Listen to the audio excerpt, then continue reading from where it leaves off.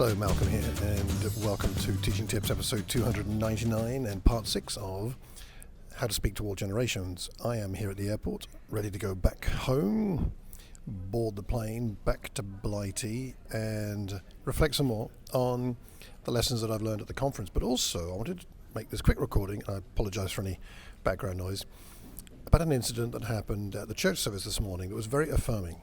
So I was very blessed to go and worship with our sister congregation in Oklahoma this morning, and when I got there quite early, there was a young lady there who was ready to operate some of the cameras. I don't know exact age, I didn't ask a young lady her age, but I'd say about 14 or so, Leslie.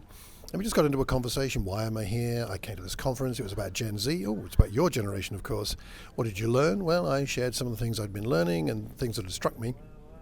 At the end, we entered on a 15-minute conversation about generational differences, and it was tremendous. I was really deeply encouraged that she was willing to talk to me, a 62-year-old man, about some of her thoughts about her generation, and she was curious about my generation. I mean, I don't know that it should matter that much, but it seemed to matter to her. She was interested to know about my experiences, or the sorts of things that caused me anxiety when I was perhaps her age, the sorts of things that we had to deal with. We talked quite a lot about identity, and was there a real seeking after identity? Was there a sense of identity crisis in my generation, and how does that match with her experiences? It was a really interesting conversation, and she affirmed her need for her generation to learn from the older generations, mine included.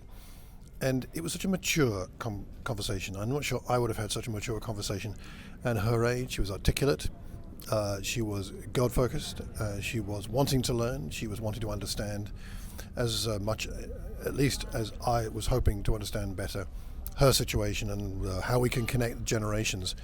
And so I think perhaps God gave me that at the end of that conference, because I do feel rather insecure about trying to connect with younger generations. I feel it's a bit of a different language, and of course in a different culture, as we've talked about in some of the other recordings.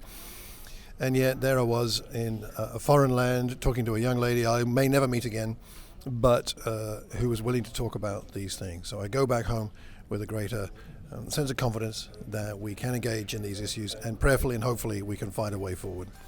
And until the next time, keep calm and carry on teaching. God bless.